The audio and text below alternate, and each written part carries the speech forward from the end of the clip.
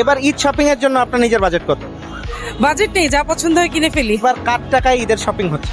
আব্বু, বাবার, হাজবেন্ডের, সবার। এবারে ঈদের শপিং এর বাজেট কত আপনার? 30,000-এর মতো। কার টাকায় শপিং হচ্ছে এবার?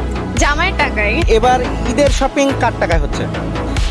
আমার হাজবেন্ডের টাকায়। এবারের ঈদ শপিং এর বাজেট কত? 10, 8, 9। কার টাকায় এবার ঈদের শপিং হচ্ছে? আব্বু, আপনার?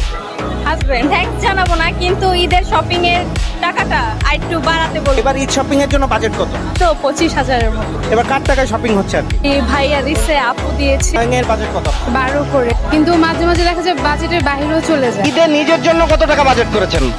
নিজের জন্য আসলে তেমন করা হয় নাই, কিন্তু ফ্যামিলির জন্য সবচেয়ে বেশি করা হয়। বাজেট নাই, কেন?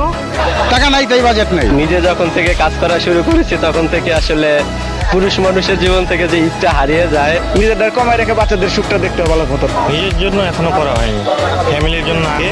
নিজের কোনো বাজেট নেই আসলে, নিজের জন্য কিছু কেনা হয় না। নিজের ফ্যামিলিকে আগে খুশি করার পরেই নিজের জন্য যা হয়।